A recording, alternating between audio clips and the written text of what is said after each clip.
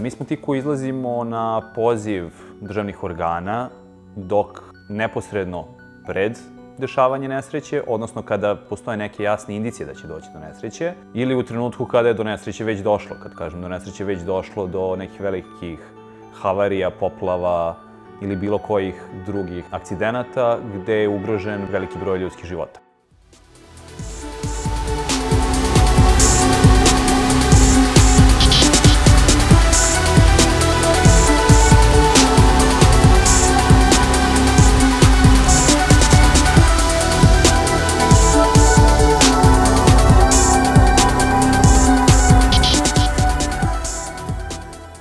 Neki od većih nesreća u kojima smo reagovali definitivno su poplave 2014. godine u Obrenovcu i Tekiji, kada smo u Obrenovcu u jednom trenutku imali angažovanih 150 spasilaca volontera, u Tekiji smo imali 30 ili 40.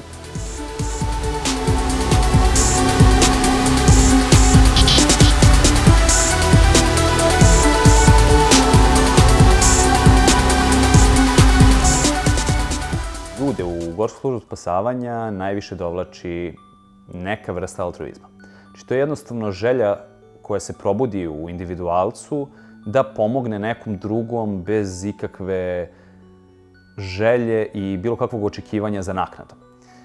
Mnogi ljudi koji su došli u službu su se ili bavili aktivno planinskim aktivnostima i u jednom trenutku su se zapitali kako ću ja moći da pomognem svom drugu ili kolegi, i došli su tu, nastavili se razvijaju u tom smeru, opet postali spasioci.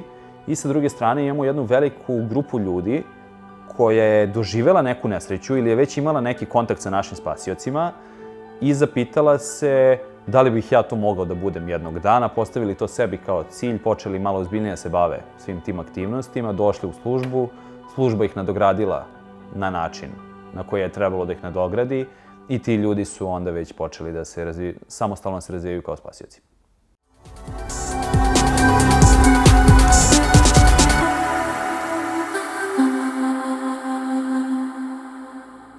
Taj jedan član Gorske službe spasavanja zapravo postaje samostalni spasilac. Kada mi znamo da će taj čovek sutra umeti da evakuiše i sa visoke zgrade, i iz jame, i iz stene, i sa litice, i iz kanjona, i u svim mogućim i nemogućim uslovima u kojima mogu se nađu naši članovi.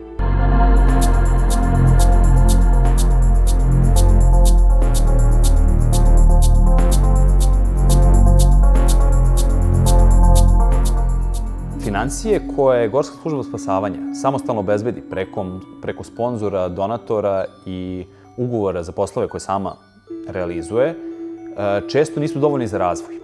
Uz pomoć evropskih projekata i financija koje dobijemo preko projektnih aktivnosti, naš razvoj se značajno ubrzava.